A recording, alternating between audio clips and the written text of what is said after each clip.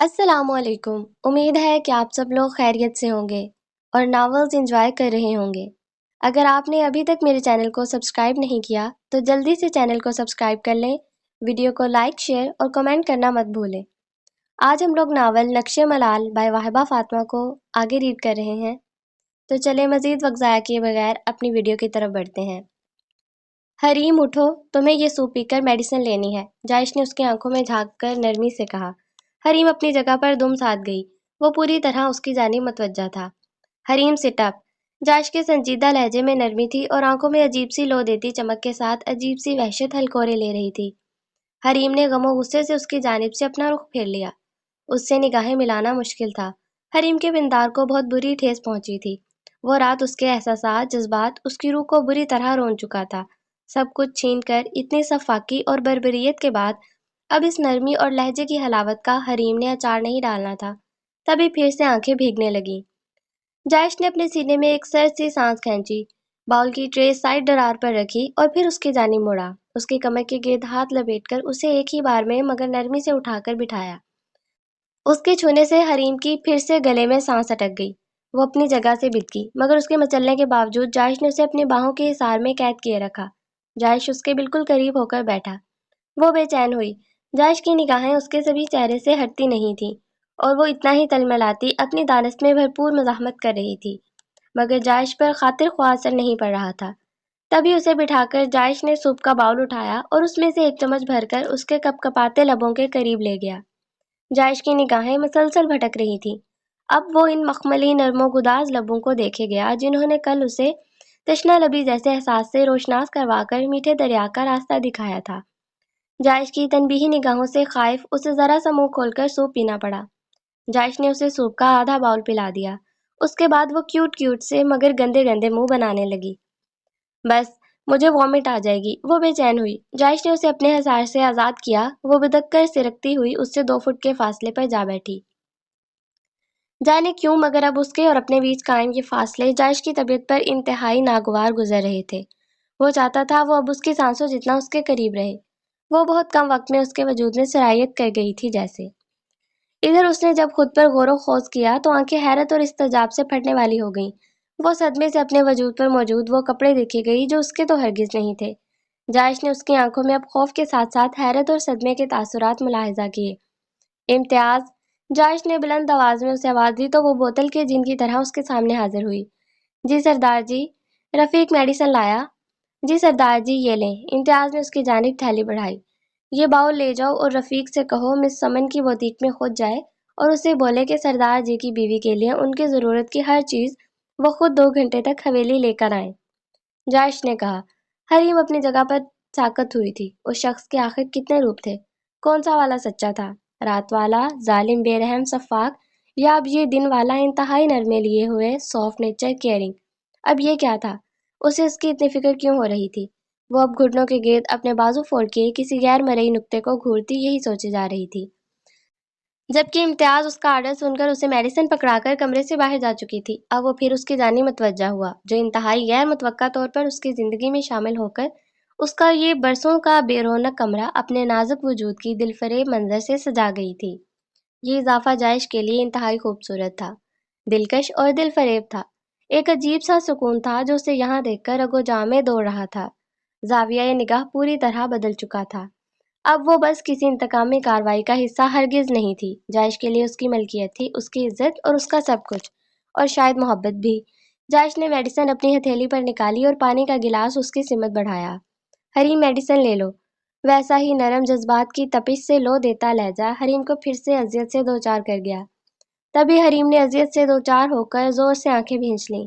اے کاش وہ آنکھیں کھولے تو یہ منظر کچھ اور ہو، وہ شخص اور یہ حویلی اس کی نگاہوں سے اوجھل ہو جائے، تمام اذیت بھرے لمحات واپس چلے جائیں، وہ یوں ہی اپنے باپ کے گھر کی چہچہاتی چڑیا ہو جو یہاں سے وہاں اپنی مرضی سے اڑتی پھرے۔ حریم، ایک بھاری گھمبھیرتا سے بھرپور بوجھل سی آواز کی پکار نے اسے پھر سے خیالات سے حقیقت کی دنیا میں واپس لا پٹکا۔ میڈیسن لے لو، وہ اس کے بہت قریب بولا۔ حریم نے اس درندے سے اپنی گلو خلاصی کے لیے جلدی سے میڈیسن پھانک کر پانی کا گلاس لبوں سے لگا لیا۔ وہ میڈیسن لے کر پھر سے رخ موڑ گئی۔ حریم لیٹ جاؤ آرام سے۔ حریم لیٹ جاؤ، آرام۔ جائش کی بات بیچ میں ہی ادھوری رہ گئی تھی جب وہ اس سے تنگ آ کر پھٹ پڑی، مگر لہجہ اور انداز اب بھی خوف کھایا ہوا ہی تھا۔ آخر مسئلہ کیا ہے آپ کے ساتھ؟ اپنے خود ساختہ بدلے کی بھینٹ چڑھا چکے ہیں آپ مجھے، تو اب ان جھوٹی ہمدردیوں کی کوئی ضرورت نہیں۔ میں جیوں یا مروں، آپ کو کوئی مسئلہ نہیں ہونا چاہیے۔ مجھے میرے حال پر چھوڑ دیں اور اپنے کام سے کام رکھیں۔ وہ خاموش ہوئی، اتنی جرأت کا مظاہرہ کر کے اب وہ اپنی انگلیاں آپس میں چٹکا رہی تھی۔ جائش نے ایک نظر اسے دیکھا اور خاموشی سے کمرے سے باہر نکلتا چلا گیا۔ تقریباً عصر کے کافی دیر بعد حریم کی آنکھ دوبارہ کھلی تھی۔ منہ کا ذائقہ بے تحاشا کڑوا تھا۔ وہ کسل مندی سے لیٹی رہی، مگر کب تک؟ بخار اتر چکا تھا مگر کمر اکڑ کر تختہ بن گئی تھی، اسی لیے اس نے ادھر ادھر دیکھا۔ کمرہ خالی تھا۔ وہ بیڈ سے نیچے اتری۔ حیرت انگیز طور پر واش روم کے باہر ڈریسنگ کے پاس پڑے صوفے پر وہ شاید اسی کا لباس تھا جو ترتیب سے رکھا ہوا تھا۔ وہ سرخ رنگ کی فراک تھی جس پر ہلکا سا ایپلک ورک تھا، نیچے ریڈ ٹراؤزر اور ایپلک ورک کا انتہائی خوبصورت آنچل۔ اب جب اس زندان میں قید تھی تو جینے کی کوئی تو سبیل کرنی ہی تھی۔ تبھی وہ سر جھٹکتی ڈریس لے کر واش روم میں گھس گئی۔ شاور کے نیچے کھڑے ہو کر وہ بلک بلک کر روئی تھی۔ کاش اس شخص کا انچاہا احساس اس کے وجود سے مٹ سکتا۔ کچھ دیر بعد وہ فریش ہو کر باہر آئی، یوں ہی سرخ آنکھیں لیے ڈریسنگ کے سامنے بیٹھی اور خود کو آئینے میں دیکھ کر حیران رہ گئی۔ وہ اپنے بابا کی وہ شوخ و چنچل پرنسس نہیں رہی تھی۔ یہ آئینے میں دکھنے والی سوگوار سی حریم تو کوئی اور ہی تھی۔ جب وہ یہاں لائی گئی تھی تو اس کے وجود پر جو نفیسی جولری تھی اب وہ موجود نہیں تھی، خاص کر وہ گولڈ پینڈنٹ جو عماد نے بڑی محنت سے اپنی سیونگ سے اسے بنوا کر دیا تھا، وہ بھی اس کے گلے میں نہیں تھا۔ شاید وہ جولری اس کی بھی ہوشی میں اس سے الگ کی گئی تھی۔ میرا پینڈنٹ! وہ اپنے ہر نقصان، اپنے ہر ضیاع پر جی بھر کر رونے لگی۔ پھر آخر تھک ہار کر وہ اپنے گھنے سیاہ بالوں کو برش کرنے کی کوشش کرنے لگی، مگر کچھ ہی دیر میں ہلکان ہو گئی کہ یہ فریضہ بھی سلمیٰ بیگم بڑی خوش اسلوبی سے سر انجام دیا کرتی تھیں۔ پلکوں کے کونے پھر سے نم ہونے لگے۔ دروازے پر ہلکی سی دستک ہوئی تو اس کا دل اچھل کر حلق میں آیا، مگر دروازے پر ایستادہ امتیاز کو دیکھ کر اس کی جان میں جان آئی۔ وہ اندر اس تک آئی تھی۔ ماشاءاللہ بی بی جی، بہت اچھی لگ رہی ہیں آپ۔ امتیاز کے لہجے میں سادگی تھی، تبھی وہ خاموش ہی رہی۔ امتیاز نے آگے بڑھ کر ڈریسنگ کے کیبن سے 2 ڈبے نکال کر اس کے سامنے رکھے۔ سردارنی جی، یہ آپ کا ان کپڑوں کے ساتھ کا زیور ہے، آپ پہن لیں، کھانا تیار ہے آپ کے لیے، وہ کھا لیں، اور اگر پھر دل چاہ رہا ہے تو چلے میں آپ کو حویلی گھما دیتی ہوں۔ اس کا پچھلا لان بہت خوبصورت ہے، جہاں انابیہ بی بی کی پسند سے بہت سارے پرندے رکھے ہوئے ہیں۔ امتیاز بولنے کے ساتھ ساتھ اسے اس کی مرضی جانے بغیر ڈبے کھول کر اس میں سے جولری پہنانے لگی۔ یقیناً اسے یہ سب کرنے کا سختی سے حکم ہوگا۔ حریم کے لبوں پر پل بھر کو ایک تلخیہ سی ہنسی جگمگائی۔ سرخ جوڑے کے اوپر وہ شاید وائٹ گولڈ کی نفیسی جگمگاتی جولری تھی جو اس کے سوگوار حسن کو آنکھیں خیرہ کر دینے والی دلکشی عطا کر گئی تھی۔ امتیاز نے اس کی ایک کلائی میں سرخ کانچ کی چوڑیاں بھی پہنائی تھیں۔ یہ سب کر کے وہ اس کا ہاتھ تھام کر اسے اس کمرے سے باہر لے کر نکل پڑی۔ شام کے تقریباً 7 بجے اس کی گاڑی حویلی میں داخل ہوئی تھی۔ زمینوں سے وہ ہاسپٹل گیا تھا اور اب واپس حویلی لوٹا تھا۔ رفیق نے لپک کر گاڑی کا دروازہ کھولا۔ اس کے چہرے پر گہری سنجیدگی تھی۔ وہ چل کر تھکے سے انداز میں ڈرائیو وے کے قریب خوبصورت میں لان میں رکھی چیئر پر ڈھیسا گیا۔ رفیق، کام ہوا؟ جی سردار جی، وہ لفافہ سردارنی جی کے گھر پہنچا دیا ہے، ان کے بھائی نے ریسیو کیا تھا۔ وہ پڑھ کر انہیں تسلی ہوئی ہے اور انہوں نے بی بی جی کی تلاش بھی بند کر دی ہے۔ گڈ۔ سردار جی، مجھے معاف کر دیں، اس سب میں سارا قصور میرا ہے۔ اگر میں ہی سردارنی جی کو فیضان کی بہن سمجھ کر یہاں نہ لاتا تو یہ سب نہیں ہوا ہوتا۔ یہ سب میری وجہ سے ہوا، بہت برا ہوا ان کے گھر والوں کے ساتھ، مجھے معاف کر دیں۔ رفیق، جو اس دن سے کانٹوں پر لوٹ رہا تھا، اب پھر جائش کے سامنے ہاتھ جوڑ دیے۔ معاف کیا، جانے دو رفیق، شاید میری قسمت میں یہی لکھا تھا کہ تمہاری سردارنی مجھ تک ایسے پہنچے، وہ میرے نصیب میں شاید ایسے ہی لکھی تھی۔ وہ ایک جانب نگاہیں مرکوز کیے بولا تو رفیق چونک گیا۔ وہ تو صبح سے ہی سردار کے رنگ ڈھنگ پوری طرح بدلے ہوئے دیکھ رہا تھا۔ اور سردار جی، وہ فیضان، بھاڑ میں جائے، وہ پہرا ہٹا دو اس پر سے، مجھے اب کسی سے کوئی بدلہ یا انتقام نہیں لینا۔ ایک مرتبہ بدلہ لینے کی کوشش کر چکا ہوں، کیا ہوا؟ خود اپنی نگاہوں میں ہی گر گیا ہوں۔ میں نے اپنا معاملہ پوری طرح اپنے اللہ کے سپرد کیا ہے۔ کائنات کی کسی بھی چیز سے بہتر انصاف کرنے والا ہے وہ بہتر انصاف کرے گا میرے ساتھ۔ بس اللہ تعالیٰ میرے وہ گناہ معاف فرمائے جو مجھ سے انجانے میں ہوئے، ان کی تلافی ہو جائے تو بڑی بات ہے۔ سردار جائے جہانگیر نے کہا تو رفیق کی نگاہوں میں اس کا مقام مزید بلند ہو گیا۔ ادھر جائش کی نگاہیں سامنے والے لان سے پچھلے لان کی طرف اٹھی اور ایک سرخ آنچل میں الجھ گئیں۔ وہ ایک ٹرانس کے عالم میں اپنی جگہ سے اٹھا اور قدم خود بخود حویلی کے دائیں جانب سے پچھلے لان کی جانب اٹھنے لگے۔ رفیق خاموشی سے گیٹ کی جانب چلا گیا۔ وہ پچھلے لان میں نکل آیا، وہ جو کیاری کی روح کے درمیان بنے بڑے سے پنجرے میں موجود پرندوں کی جانب متوجہ تھی، ایک انچاہی آہٹ پر اپنی جگہ پر ٹھٹک گئی۔ امتیاز نے اسے اصرار کر کے کھانا کھلایا اور پوری اندرونی حویلی میں گھمایا۔ اس کے بعد وہ اپنے کمرے میں آ گئی، مگر کافی دیر بور ہونے کے بعد پھر کمرے سے باہر نکل آئی۔ امتیاز کچن میں ہی کام کر رہی تھی۔ سردارنی جی کو کوئی کام تھا تو مجھے بلا لیتی۔ وہ اپنا ہر کام چھوڑ چار مٹھاس بھرا لہجہ لیے اس کی جانب متوجہ ہوئی۔ میں بور ہو رہی تھی، تم نے کہا تھا کہ پچھلے لان میں چلیں گے تو چلو چلتے ہیں، حریم نے کہا تو اس نے کچن میں موجود ایک اور میڈ کو ضروری ہدایات دی اور خود حریم کے ساتھ باہر نکل آئی۔ وہ کافی دیر اسے لے کر گھومتی رہی۔ حریم نے ایک مرتبہ بھی واپس اندر جانے کو نہیں بولا تو امتیاز بھی اس کے ساتھ وہیں موجود رہی۔ وہ اب پرندوں کے پنجرے کی جانب متوجہ تھی۔ جب امتیاز نے سردار جائش جہانگیر کو اس طرف آتے دیکھا، وہ جس کے چہرے پر کب سے نارمل سے تاثرات تھے، اب اس کی آہٹ پا کر چہرے پر پھر سے ہوائیاں اڑنے لگی تھیں۔ وہ قریب آیا۔ حریم اپنی جگہ پر دم ساتھ گئی۔ سلام سردار جی، امتیاز نے سلام کیا۔ جائش نے سر ہلا کر جواب دیا۔ امتیاز، سردارنی کا سامان آیا ہے، اندر جا کر سمیٹ دو اور دیکھو کسی چیز کی کمی بیشی تو نہیں، اگر ہے تو وہ سامان بھی فوراً منگوا لو۔ جائش کی سنجیدہ سے حکم پر امتیاز فوراً وہاں سے کھسک گئی۔ جائش اس کی جانب متوجہ ہوا جو ہوش ربا حسن لیے ایک انوکھے اور اچھوتے روپ میں اس کے سامنے آ کر اس کے ہوش پوری طرح اڑا چکی تھی۔ سرخ لباس میں اس کا گورا بدن چاندی کی طرح دمک رہا تھا۔ سرخ چوڑیاں کلائیوں کو حسین تر بنا گئی تھیں۔ وہ مبہوت سا ایک ٹرانس کے عالم میں اسے دیکھے گیا۔ حریم کو اپنی پشت اس کی نگاہوں کی تپش سے جھلستی محسوس ہوئی تو اس کا دل کیا خود کو ہی زندہ جلا لے۔ وہ دھیمے قدم اٹھاتا اسی کی دائیں طرف آیا تھا۔ اب کیسی طبیعت ہے تمہاری؟ ٹمپریچر تو ٹھیک لگ رہا ہے، جائش نے کہتے بہت بے اختیار ہو کر ہاتھ کی درمیانی 2 انگلیوں سے اس کا ماتھا چھوا تو حریم بدک کر 2 فٹ پیچھے ہوئی۔ جائش کے ماتھے پر بہت بے اختیار بلوں کا جال بچھ گیا تھا۔ جائش کو اس کے تاثرات سے صاف پتہ چل رہا تھا کہ وہ یہاں سے بھاگنے کو پر تول رہی ہے۔ وہ تو جائش ہی اس کے سامنے پھیل کر کھڑا تھا کہ وہ ابھی تک بھاگ نہیں پائی تھی۔ حریم ریلیکس، کچھ نہیں کہہ رہا، جائش نے اسے تسلی دینا چاہی، مگر وہ لال بھبوکا چہرہ لیے اس کے پہلو سے آخر نکلنے لگی جب اتنی ہی تیزی سے جائش نے اس کی کلائی تھام لی تھی۔ اگر یہاں رکنا چاہتی ہو تو رک جاؤ، میں اندر چلا جاتا ہوں، جائش نے سنجیدگی مگر نرمی سے کہا۔ نہیں، مجھے یہاں نہیں رکنا ہے، وہ درشتگی سے کہتی اسے بالا ہی بالا بہت کچھ باور کرواتی وہاں سے جا چکی تھی۔ جائش کے چہرے پر ایک سایہ سا لہرایا تھا۔ کافی دیر وہ سرخ لہراتا آنچل نگاہوں سے اوجھل ہونے تک دیکھے گیا۔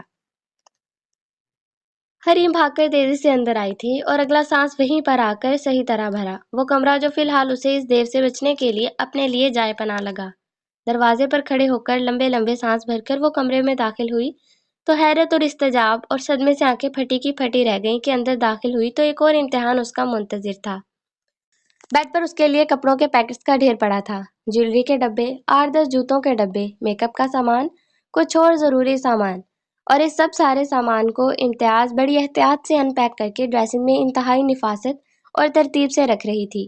وہ یہ سب ڈرامے بازی دیکھ کر تنگ آ گئی تھی، اکتا گئی تھی، پوری طرح بیزار ہو چکی تھی۔ جانے اس نے اس بے اعتبار آدمی میں اعتبار کر کے اسے اپنا آپ سونپ دیا تھا، جس نے کہا تھا کہ 2 دن کے بعد وہ اسے اس کے گھر پہنچا دے گا، مگر اب دھوکے دہی کے یہ مناظر دیکھ کر وہ غم و غصے سے پوری طرح اپنے آپے سے باہر ہوئی۔ امتیاز کی جانب لپکی تھی۔ اتنی دیر میں جائش بھی کچی ڈور سے بندھا اس کے پیچھے ہی کمرے کے دروازے تک چلا آیا تھا۔ یہ سب کیا تماشا ہے آخر؟ یہ سب کیا ہے؟ حریم لپک کر امتیاز کے سر پر پہنچی تھی اور ہینگر میں ہینگ کیا سوٹ اس کے ہاتھ سے چھین کر زمین پر پٹکا۔ وہ سمجھی اس سے کوئی غلطی سرزد ہو گئی ہے۔ کیا ہوا بی بی جی؟ کیا ہوا بی بی جی؟ مجھ سے کوئی غلطی ہو گئی؟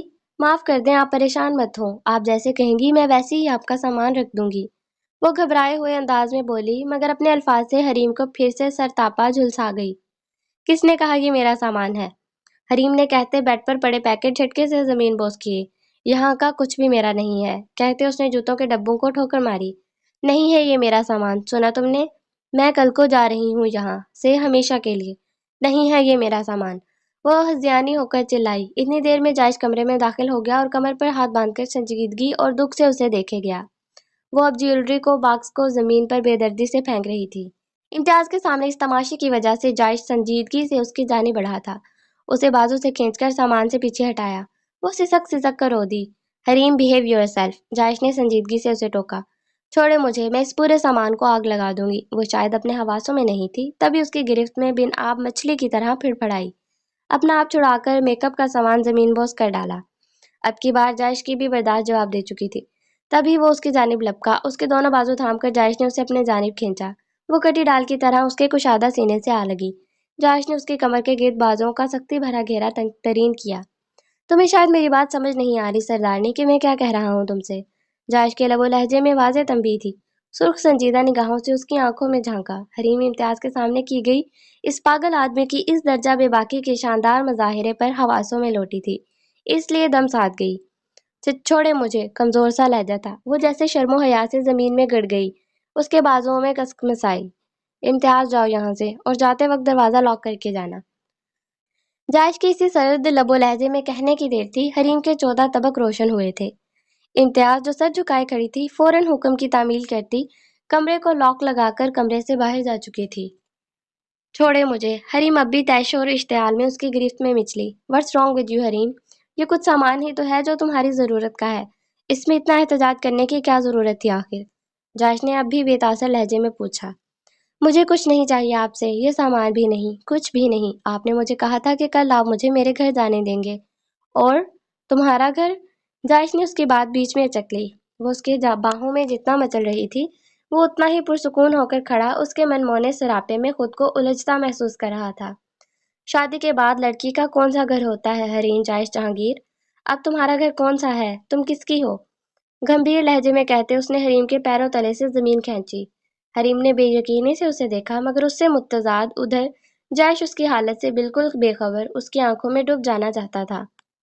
کون سی شادی؟ کیسی شادی؟ حریم نے اس کے سینے پر ہاتھ رکھ کر اسے خود سے ایک قدم دور دھکیلا۔ نہیں مانتی میں اس دھوکے کی شادی کو۔ اس کاغذ کے ٹکڑے کی اوقات میری نظر میں ایک ردی کے کاغذ کے ٹکڑے جتنی بھی نہیں ہے، سمجھے آپ؟ وہ چٹک کر بولی تھی، مگر جائش کو اپنے الفاظ سے سر تا پیر تک جھلسا گئی تھی۔ اس کے دل و دماغ کو جیسے کسی نے مٹھی میں جکڑا تھا، سینے میں پاگل ہوتے دل کو جیسے کسی نے اپنے پیر تلے کچلا تھا۔ وہ اچانک اس کے قریب آیا تھا، اسے اپنی شدت بھری گرفت میں لے کر کمر کے گرد پھر سے بازو حمائل کیے۔ حریم نے خوف کے مارے آنکھیں بند کر لیں کہ ایک مرتبہ پھر وہ اس کی وحشت اور شدت بھری گرفت میں بری طرح پھنس چکی تھی۔ جائش کی سانسوں کی حدت بھری تپش نے جیسے حریم کا چہرہ جھلسایا۔ جائش نے اس کی لرزتی پلکوں اور کپکپاتے لبوں کو غور سے دیکھا۔ مسز سردار جائش جہانگیر، جانتی ہو میرے نزدیک اس رشتے کی کیا اہمیت ہے؟ تو سنو، مجھے لگتا ہے تم صرف میرے لیے بنائی گئی ہو، صرف میری ہو۔ یہ نصیب کے کھیل تھے، جب تم خود بخود مجھ تک پہنچا دی گئیں، میرے نصیب میں لکھ دی گئیں۔ اب میری عزت ہو تم، میرے وجود کا حصہ، جسے خود سے کاٹ کر دور نہیں پھینک سکتا، چاہ کر بھی نہیں، کہ اب ان سانسوں کو مطلوب ہو تم، اس روح کی ضرورت بن گئی ہو، ان آنکھوں کو دیدار کے لیے ہر وقت اپنے پاس چاہیے ہو۔ جائش کی دھیمے سروں میں کی گئی گھمپیرتا سے بھرپور سرگوشیوں سے اس کا پورا وجود لرزنے لگا تھا، مگر وہ پھر بھی بولے گیا، مگر ساتھ ساتھ اب منہ زور جذبوں سے چور ہو کر اس کے چہرے کے ایک ایک نقش کو اپنے تشنہ لبوں سے چھونے لگا۔ حریم، تم سمجھ رہی ہو نا میں کیا کہنا چاہتا ہوں تم سے؟ جائش نے اپنے ہونٹوں سے اس کے گداز گال کو چھو کر پوچھا۔ حریم کو لگا اس کے جسم سے جان نکل جائے گی۔ آپ نے مجھ سے وعدہ کیا تھا کہ آپ 2 دن کے بعد مجھے جانے دیں گے۔ وہ بول کر سسک پڑی۔ جائش نے بے خودی کے عالم میں وہ آنسو اپنے لبوں سے چنے۔ حریم اپنی جگہ پر اپنا سانس تک روک گئی کہ اس کی جسارتیں بڑھنے لگی تھیں۔ دور ہٹیں، سینے میں پسلیوں سے سر ٹکراتے پاگل ہوتے دل سے تنگ آ کر وہ بول گئی، مگر وہ تو جیسے اس کے نرم و نازک ملائم وجود کو باہوں میں بھر کر دنیا بھلا بیٹھا تھا۔ حریم، جائش نے بھاری بوجھل لہجے میں اسے پکارا تو حریم کی روح کانپ گئی تھی۔ وہ اب اس کی جسارتوں کی تاب نہ لاتی، پوری طاقت لگا کر اسے دور کرتی بہت تیزی سے ڈریسنگ روم میں داخل ہو کر بند ہوئی تھی۔ جائش نے دھواں چہرہ لیے اپنے لب بری طرح کچلے۔ کاش یہ سب اتنا ہی آسان ہوتا جتنا اس نے فرض کر لیا تھا۔ دوسری جانب وہ ڈریسنگ کے دروازے سے ٹیک لگائے گہرے گہرے سانس بھرتی اپنی حالت سدھارنے کی کوشش میں ہلکان ہوتی رہی۔ وہ کبھی اس شخص کی قربت خود سے سہنے کی متحمل نہیں ہو سکتی تھی۔ اب بھی وہ اپنا چہرہ اور گردن انگارے کی طرح دہکتے ہوئے اس لمس کی خوشبو کی صورت اپنے بدن میں سرایت کرتی بے چینی محسوس کر رہی تھی۔ اسے اس زندان سے نکلنے کی کوئی تدبیر نظر نہیں آ رہی تھی کہ وہ تو اپنے کول سے ہی مکر چکا تھا۔ تبھی بے بسی اور غم سے نڈھال ہو کر وہ پھر بلک بلک کر رو دی۔ امید ہے کہ آپ کو یہ قسط اچھی لگی ہوگی۔ اپنا ریویو کمنٹس میں ضرور شیئر کریں۔ ملتے ہیں نیکسٹ ویڈیو میں، تب تک کے لیے اللہ حافظ۔